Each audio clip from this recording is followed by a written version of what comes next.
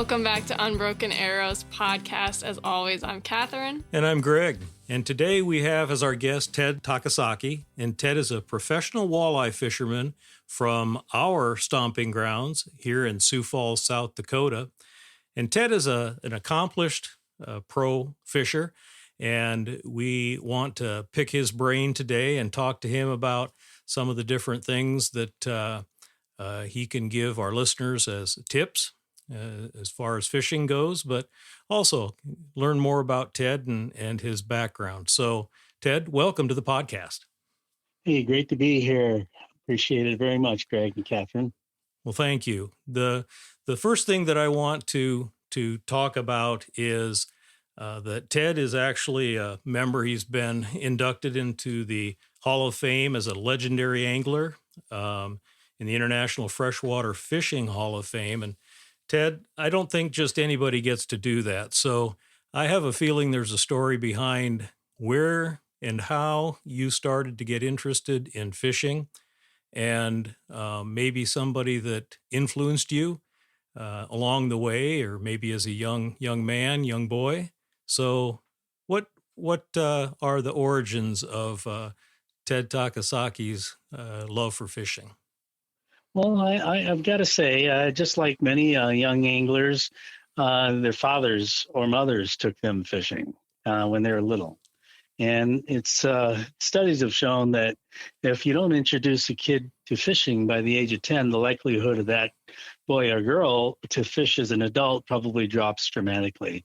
So, I always tell everybody, take their kids fishing, make sure that they have a good time. If they want to play with the minnows in the minnow bucket, let them do that.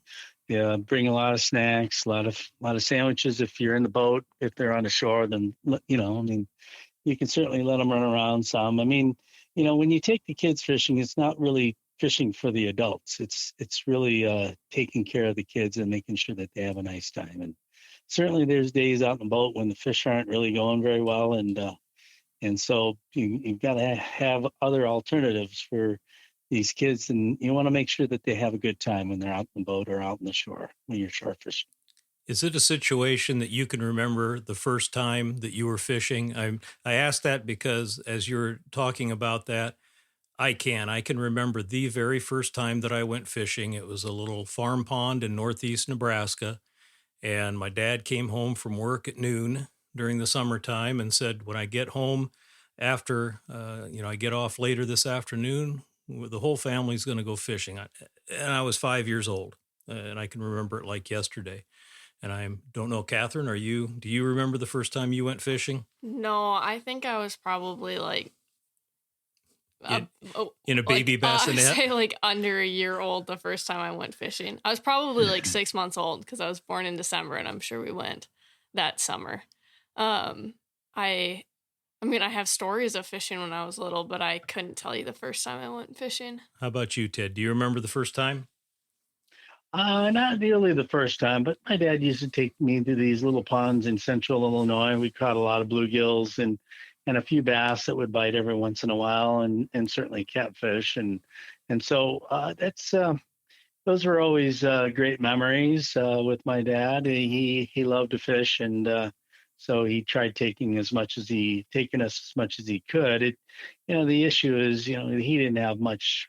Our family didn't have a lot, much as far as income or money was concerned. So we never did have a boat, and so we always fished from shores. So I was pretty good at finding the good spots along the shoreline. And from the time I was a young kid until probably college age. High school, I didn't fish a whole lot in high school. There were a lot of other things to do, sports and so forth, and then went to college. And when I went to college, I was in a fraternity where I met a good friend of mine. His name is John Campbell, and he was really into fishing. So we would rent boats and go to Kentucky Lake, catch a lot of crappie and bass, and then we go to Okeechobee in Florida, catch bigger bass. And we started in on this Walleyes Unlimited fishing club, and in Chicago area. That's where I kind of grew up. I went to the University of Illinois, and then and then lived in Chicago area for right after college. And so that's kind of where I started fishing, was really with probably right around in the college, second year in college, when I met this good friend of mine, and we've been good friends ever since. Well, I think that, I guess in my mind, I think that becoming a professional angler is more of a evolution than you wake up one morning and say, by gosh, this is what I'm going to do. I'm going to be a pro fisherman. There's no doubt about that. I mean, a professional fisherman, in my opinion, is one who makes his living from fishing, whether it be a guide or be it a tournament angler who has a lot of sponsors and tournament winnings. So that in my mind is what a professional fisherman is, and so that's when I started really fishing hard and entered the first tournament. That's kind of where I wanted to be, and really I set my sights on being a full-time professional fisherman. Now, if I understand it correctly, you worked for HP, and that was what your, so to speak, your day job was. You bet. Yeah, I graduated from college in 1982. I started with HP in 1984, 85. I was at Arthur Anderson and Company for a couple of years in information consulting, and my buddy was at Hewlett Packard. He said there was a job available there, so I interviewed, got the job, and I was there for 18 years. After that, right about that time, we started fishing pretty avidly and started entering some tournaments and did well. Won a big tournament in 2008, and actually in '89 got or 98 got a big tournament and won a big tournament, and one of my sponsors, the president, was announcing he was about ready to retire. So whenever you have a sponsor ready to retire and you want to know who's taking his spot, and I asked him who's taking your spot, and he said, "Well, we're interviewing right now." And I just blurted out. I said, "Well, what about me?" And he said, "What about you?" So, I said, yeah, I just told him I was overquoted all these years at Hewlett Packard. I just won this big tournament on the professional walleye trail, and I think I can do the job. And he said, "Well, I'll get you an interview." So I interviewed with the board of directors, and by gosh, I got the job. And so I was the president of Lindy Fishing Tackle for 10 years, where we doubled revenue and quadrupled profit. So I felt really good about that. Yeah, that's pretty cool. Yeah, we were once we had all this financial success with the company, we turned around, and I was part owner. When I joined the company, I bought into shares and had some stock options, which we met. And then we turned around and decided to sell the company, and all the shareholders were in agreement with that. And we sold the company in 2008, and then I was a full-time professional fisherman in 2009. So. Do you remember what it was like when you realized, like, oh my goodness, I can fish full-time for my job?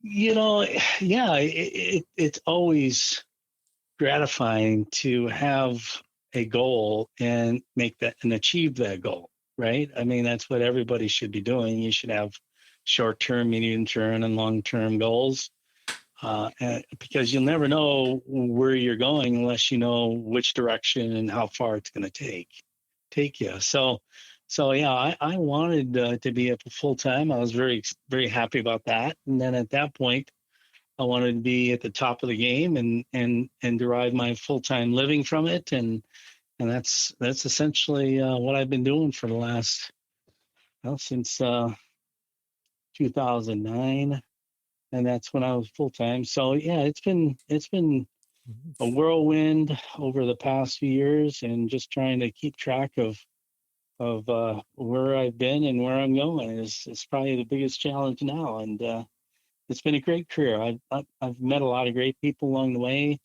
and it's always gratifying, when you're at a gas station or a grocery store, and somebody comes up and says, "I love what you do, and thank you for all the tips." And that's what I've been doing the last 10 years. It's pretty much just doing some television, radio, and online social media tips, and it's been very gratifying. I am at best an average fisher. I enjoy going out to fish. I enjoy catching fish. Occasionally I catch fish, but if I don't, I'm okay with that as well. But I have never been able to find the trick, if there is one, or maybe it's a confidence factor, but artificial lures, artificial baits versus live bait, using a crawler versus something that is looks like a crawler that's scented, made out of a scented material. What are your thoughts about first off, about the research and development being on that side of the industry, and then your personal favorites with regard to baits? Do you prefer live bait, or do you go more with the artificial? Well, I would say at Lindy, we had a pro staff. I was part of that. We were primarily in the live bait business, really, to tell you the truth. I mean, the first product that Lindy Little Joe came out with was the Lindy rig, Mm-hmm. and that's a live bait rig. And Mm-hmm. so, Al and Ron Linder, way back in the days, oh geez, what, 40, 50 years ago, they pioneered catching walleyes and all types of sport fish using the Lindy rig, which is just a slip sinker, a short leader, and then a hook with some sort of live bait, either a crawler, night crawler, a minnow, or a leech of some sort. Mm-hmm. So they pioneered that company by you starting with the Lindy rig, which is a pretty simple technique, and after that, it's really in the hard baits, the artificial baits, that probably are the most difficult, and those are the lures that you have to invest in technology to really complement the skill that's needed to put those lures where they need to be to catch fish. So we actually outsourced a lot of that when I took over as president. They were a pretty successful company at that point. I took over and I just kind of kept on running with it, and we specialized in sinkers and bottom bouncers and rigs and jigs and then some soft plastics that we outsourced, really. I mean, the way the tax situation is in the tackle business is that you pay an excise tax on basically when you manufacture that tackle. So basically, we had a lot of suppliers who provided us with, say, a completed fuzzy grub jig, painted, the body put on, or a crankbait, the shadling, where somebody else actually made that lure and then sent it to us. And then when we packaged those items and then sold those were excise tax paid. So that was really, we were really just a marketing and a packaging rather than an actual manufacturer. Okay. And so it's interesting. We were very successful at that. We were good at marketing, good at advertising, and good at promoting these lures that we actually purchased from our manufacturers. Because the excise tax worked on, if it cost $1 to make, they would sell it to us for $1.06, with the 6% excise tax paid. Mm-hmm. And then all we did is just package and market those items. So, in a long story short, I was really hired to market, promote, and hire and get the right people in the right positions to package and market and sell those products to the retailers. And so that it was a great 10 years. We had a good time and really did real well with the company during those days. And what about you personally then, in terms of your preference with regard to bait and presentation? Do you 50-50 live versus artificial, or Yeah, I would say I don't prefer any one of them. I prefer the technique or the lure that actually is catching fish. So that we makes throw a lot sense? of things. We throw 10 different things at these fish and change every 10 to 15 minutes. And then when we find something that they like, we keep giving them more, maybe different colors. We might speed up a little bit, slow down if the fishing, gets slow. But I've always believed that location is the most important thing when it comes to finding walleyes or any kind of fish. The Okay. first thing is you have to find where they're at. You can't catch fish where there's no fish. It's a good point. So, so that's the biggest thing first. Be where the fish are, and then start giving them what they want. Do you have a like go-to that you're always gonna try? Like something that you're always like, I'm just gonna throw it out there and see if it works. Well, I do a lot of trolling. All right, trolling crankbaits or spinners. So a spinner is a two hook harness with a little spinner that with some beads and a spinner, and then weighted either with a bottom bouncer or a snap weight or a bullet sinker or something to that effect. And I'm trolling around at a mile to mile and a half an hour. Sometimes if I'm trolling crankbaits, I'll troll at mile and a half to 2 mile an hour. And then I'm always on the move and looking for fish, and that's where our electronics really come into play. The electronics have really changed the way we fish. Yeah. From your experience, like kind of going through that change as a professional fisherman, how do you think, I don't want to say it takes less, it's a different kind of skill now, right? To find fish. Like how have you seen that change? Well, electronics is almost everything when it comes to finding fish. Uh, you the thing about electronics these days is that the GPS came along and mapping. So now we can launch our boat and find the points and the humps and the Mm-hmm. structure that fish concentrate on. I mean, they concentrate on structure just like people live in homes in on highways, the intersections of these highways and these towns build up. And that's the same thing with these fish. These fish, they travel along the structure like there's highways underneath the water and they cross at certain areas, say on the tip of a point or a hump out in the middle of the lake. And that's where the bait kind of reside. The bait likes nooks and crannies and places where they can hide, and a tip of a point is a strategic spot when it comes to almost any kind of fish. So especially walleyes is that's the species that I specialize in, and walleyes love points. And so I with these maps now I can take a paper map and study it at home and figure out a new lake, start circling some spots, and then when I there's a chip that has the map loaded into your electronics. You put that into the unit, and all of a sudden the same lake, the outline of the lake pops up, all the underwater points and humps, and you can see where it's a sharp drop off or kind of a sloping flat. And you can already have a game plan before you even fish the lake. So there's a lot of lakes that I fish that I've never been on and have done well on those lakes. So that's the first start, is just having this technology, this mapping technology that allows you to know exactly where you're at on that piece of structure. I think that's the biggest advancement that we've had in fishing. And then with sonar, you're able to see the fish top to bottom. You can see if they're on the bottom, if they're a couple feet off the bottom, if they're suspended.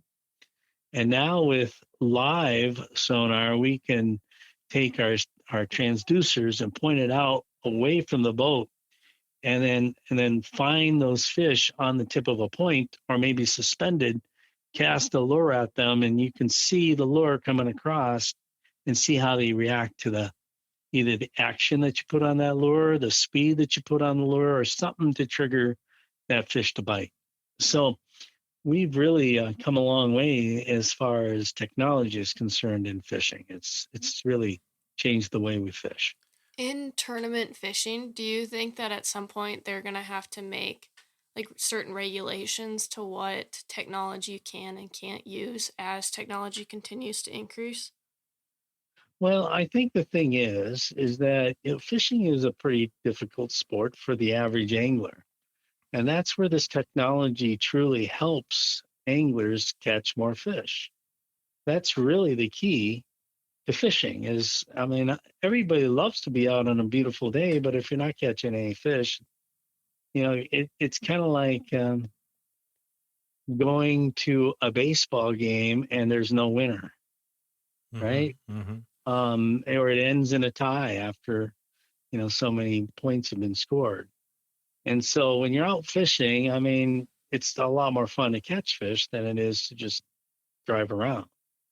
And not that you can't enjoy the experience itself. It's just that we're we're kind of trained to when we go fishing, we'd like to catch fish, and that's what these electronics are for. And what the governor is, I mean, Catherine, I think you asked, do you think it's going to deplete the resource, right? Are we going to catch too many fish, or is it too easy to catch fish, or whatever it may be? I mean, the DNR has set limits. They do a creel census of every lake, and they set limits on each of these different species. And they stock these fish to make sure that these fish aren't depleted completely. And so some lakes are catch and release only, which now our tournaments have really adjusted to that, where it's catch, record, release.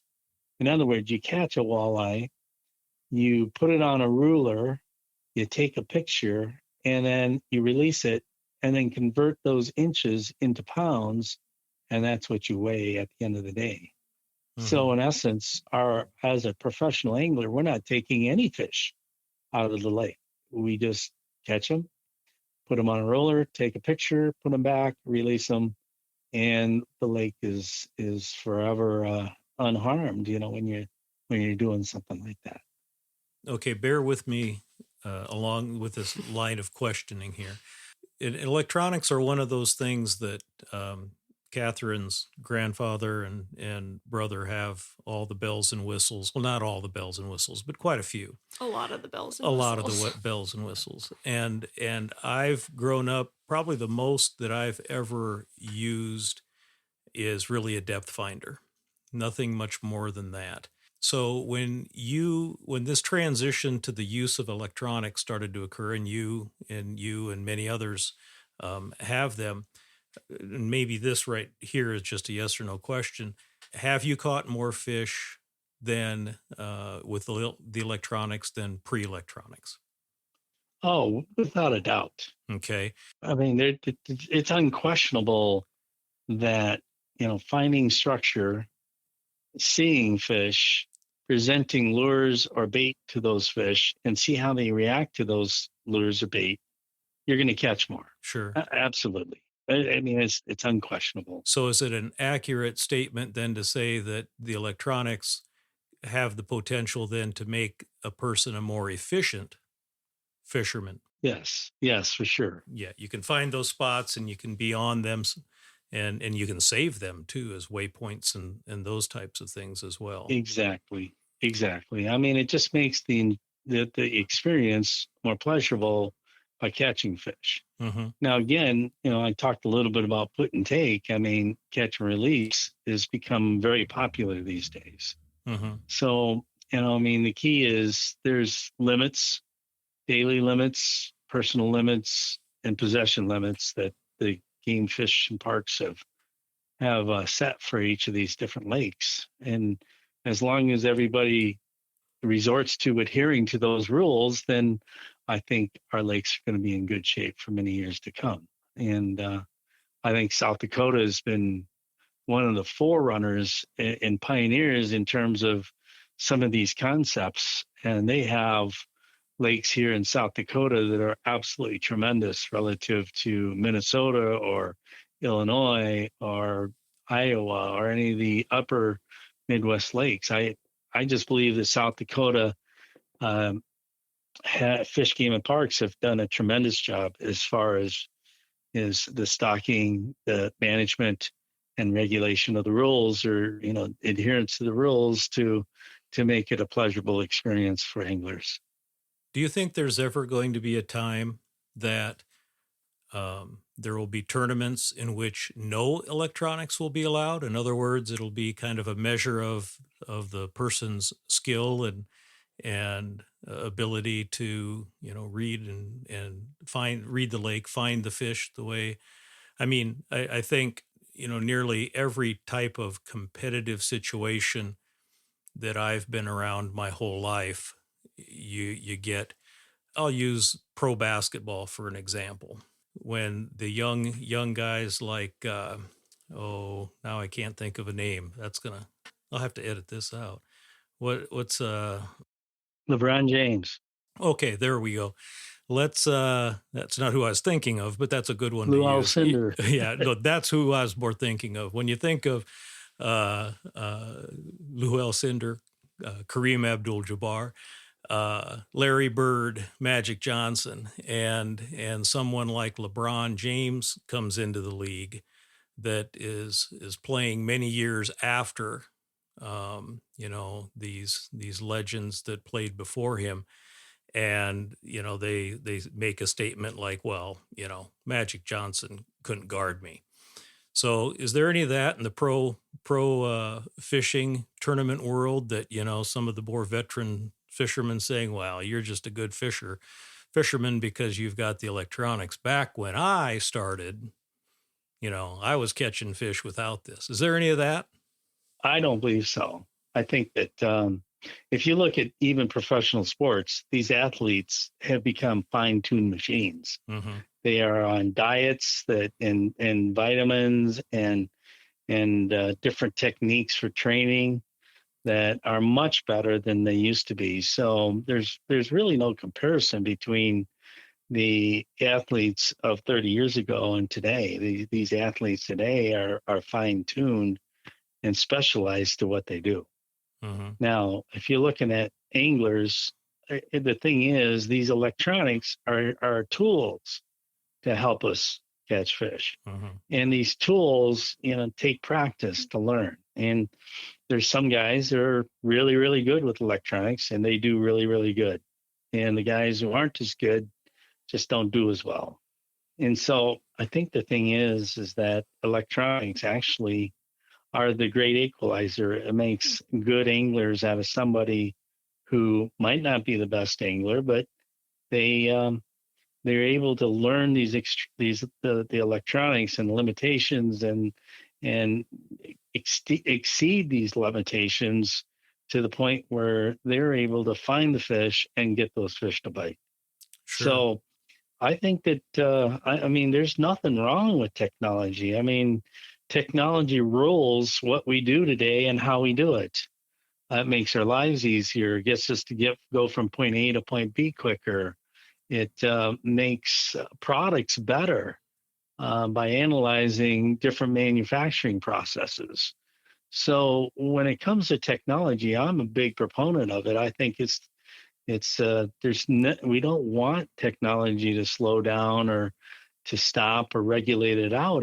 Those are the kind of things that will help the everyday angler who doesn't fish a lot.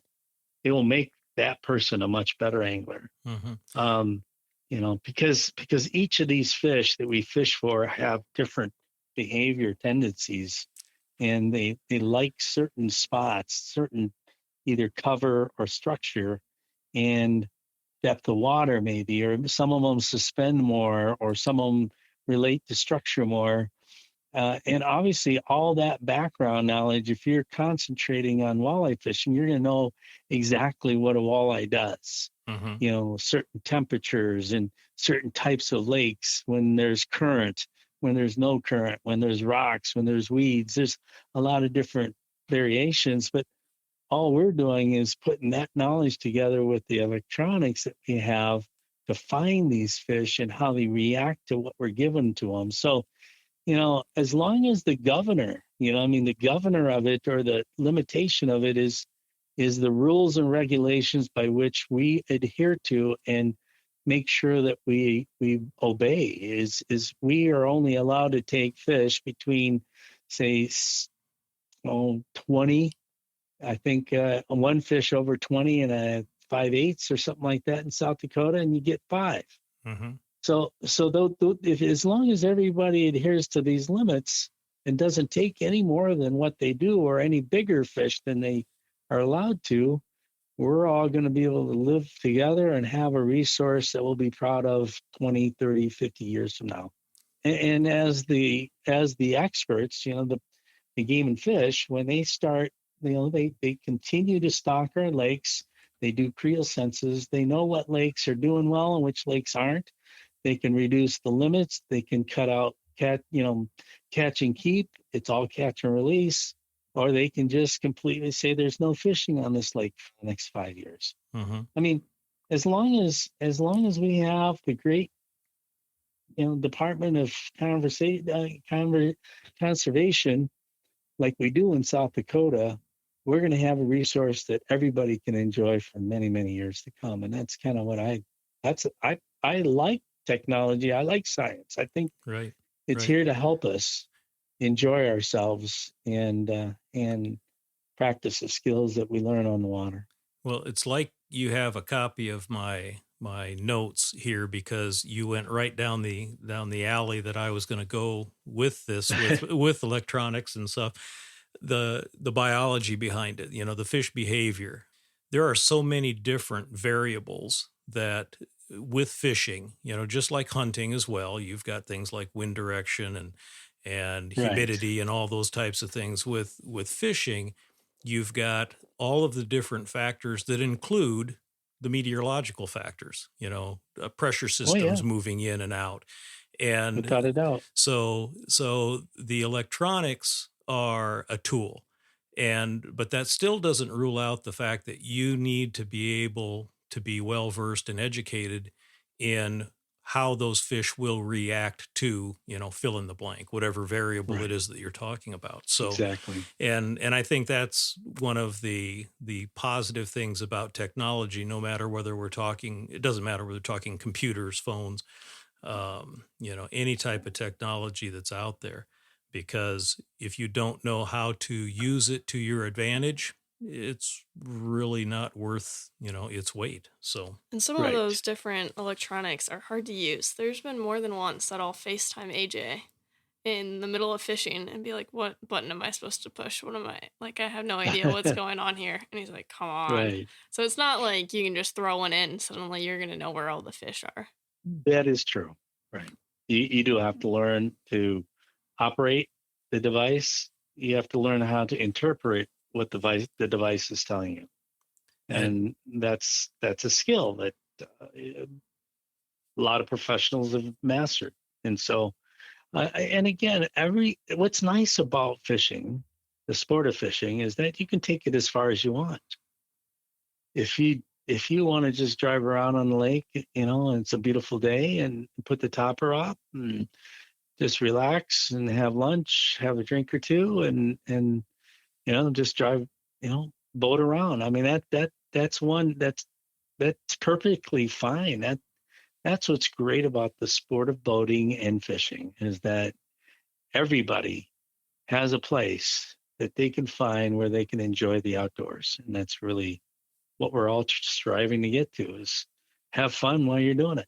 Right. And you made a point earlier that I wanted to circle back to, and you talked about as a boy, you did a lot of shore fishing. And I think that's something that people oftentimes are missing out on. There's a lot of good shore fishing available. And in recent years, I know that coming from Nebraska, in the Missouri River on the Nebraska side, investing in putting in jetties along the river to improve the ability for someone to be able to fish from the shore. And what though, in terms of fishing from a boat as opposed to fishing from the shore, there are differences in terms of, what you can do, how you can present your bait. What type of tips or advice do you have for people like that? They don't have a boat, but I'm here to tell you, you can catch a lot of fish and you can put fish on the table from the shore.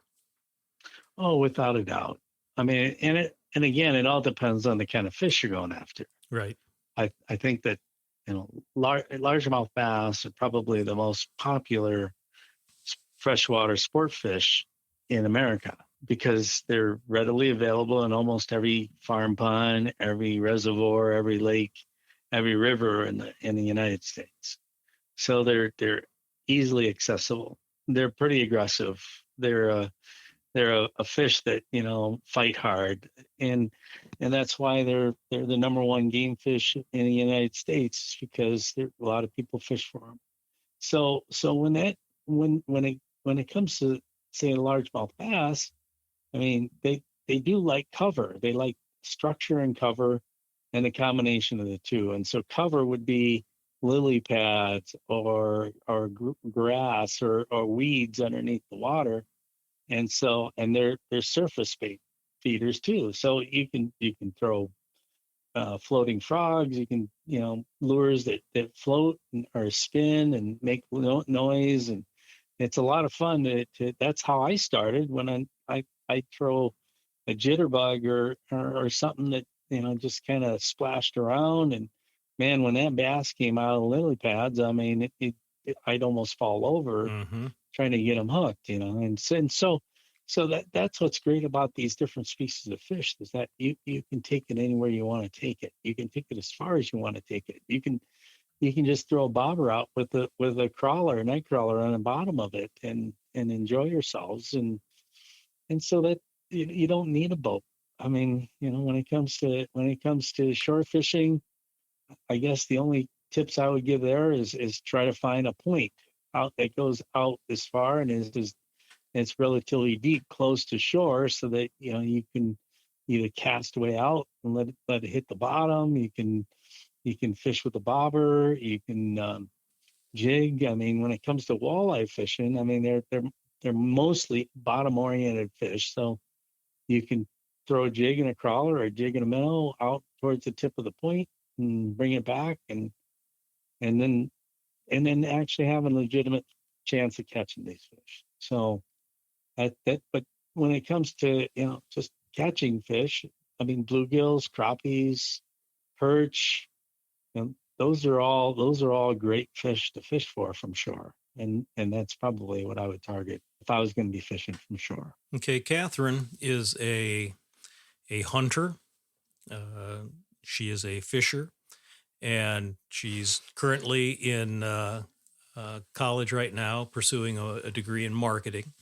And I think she is a tremendous role model for young women, young girls that potentially may have an interest in the outdoors. What type of advice would you have for Catherine, how she could impact other young ladies, young women to be active in the outdoors, in the hunting and the fishing area? Well, I think that's fantastic. I've encouraged not only young kids but also women in the sport of fishing as well as hunting. I mean, I've always said girls can hunt too, and girls can fish too. I mean, that's what makes this sport such a great sport. And so, Catherine, I guess the best thing is you're doing right here is getting the word out. I mean, to be able to do a podcast like this and reach a lot of people, that's the first step. Now with social media, that's very easy. I mean, you develop an audience, you develop a fan base, and you make sure that you do either regular podcasts or articles or tips or something that video that you can post on a regular basis, and that's how you develop a following. And pretty much that's kind of what I've done since the social media world has taken over. I mean, there's still television, but for the most part, I mean, people are following social media a lot. I started about 10 years ago with Facebook, and so I've got about 30 something thousand fans. And so I try to make sure that I'm consistent with a tip of some sort every single week and try to communicate with these followers and the people who rely upon something that I'm doing, and that I can tell them how to catch a fish.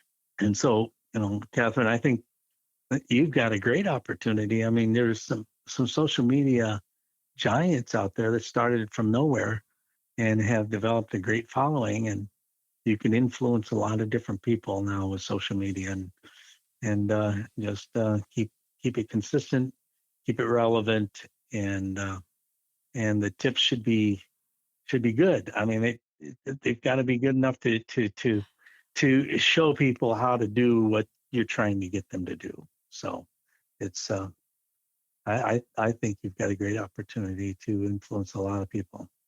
Well, thank you. I will keep that in mind.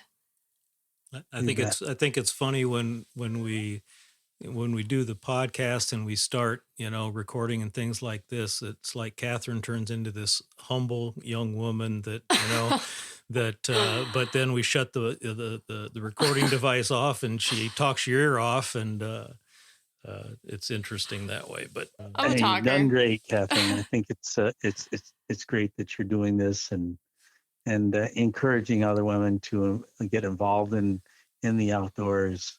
God has given us, 2 ears, 2 eyes, and 1 mouth, right? Mm-hmm. So the ability to be able to listen and then ask the questions that you all have been asking, and I've probably been talking too much, but I guess that's the purpose of this podcast. And that's and right. Our listeners want to hear you more so than us. So they hear us enough. Yeah, that's right. Well, now we're going to get to the point, Ted, where this is the selfish part of the program. So I shared with you that I like to fish, but I'd say I'm an average fisherman. So reservoirs versus like natural lakes. Do you have to fish those differently? Yes. Okay. How? A natural lake that's been there for a long time has got some structure and probably quite a number of weeds, right? Mm-hmm. These fish have become accustomed to that natural lake and where they reside.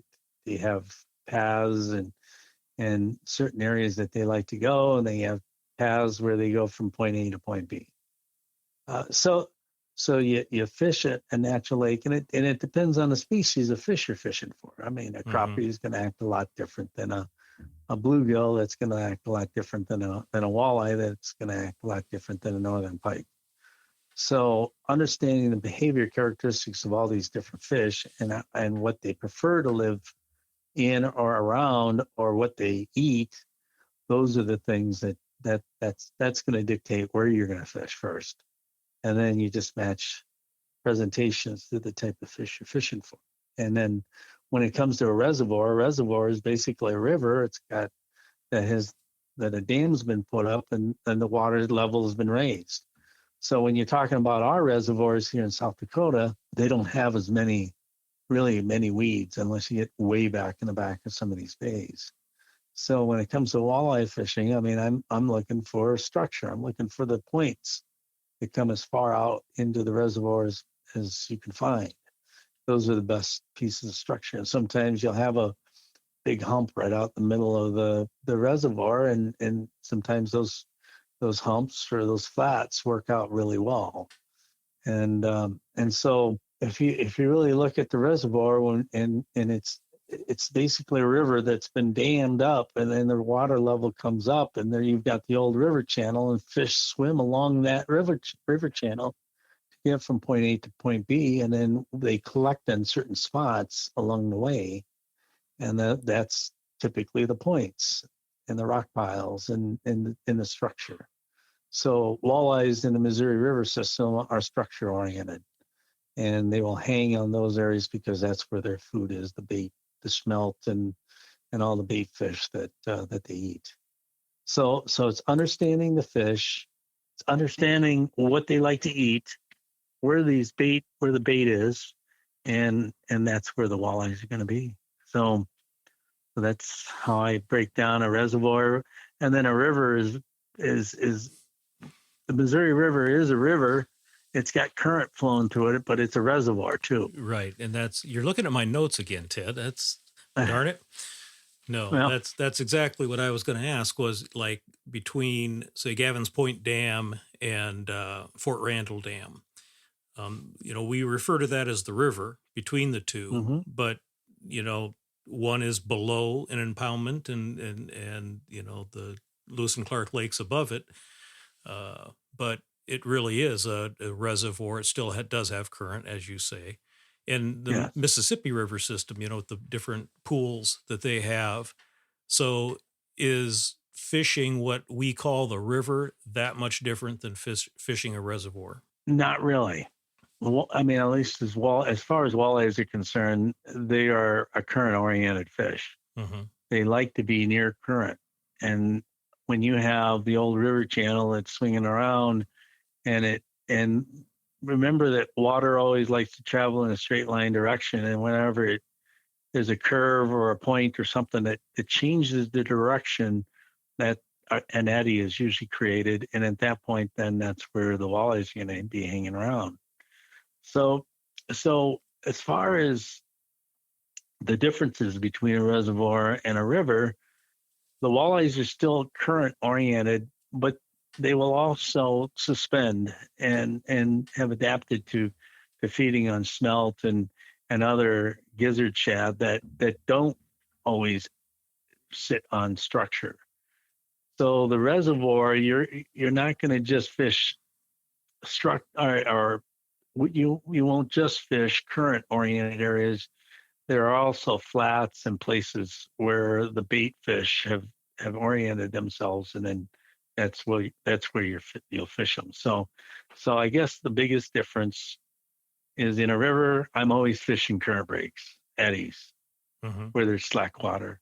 Mud lines. On the reservoir, right. Mm-hmm. Well, that would be part of it. Mm-hmm. Right. Mm-hmm. And then when it comes to reservoirs, it's somewhat similar, but I'm probably fishing structure more so than I am just looking for current. Because I can read the current on the river, but a lot of times you can't read the current on the reservoir. Okay. Now, does that make sense? Yeah, absolutely. And I mentioned mudline because on the Missouri River that I grew up fishing on with my uncle, I've had probably the most success where the Niobrara River dumps into the Missouri, and that mud line right there mm-hmm. is one where the speed of the current is different, and of course, the fish can kind of disguise themselves or camouflage themselves a little bit better right along the mud line. So I think that jigging in that area was one that was very successful. Now, I can't ask you for a specific because I don't want you to give away your best fishing spots, but what do you find yourself desiring to or want to fish? What's your favorite place to fish? More of a natural glacier-like lake up in Minnesota, Wisconsin type of an area, or reservoirs, or no preference? I love the South Dakota reservoirs. Mm-hmm. They're beautiful.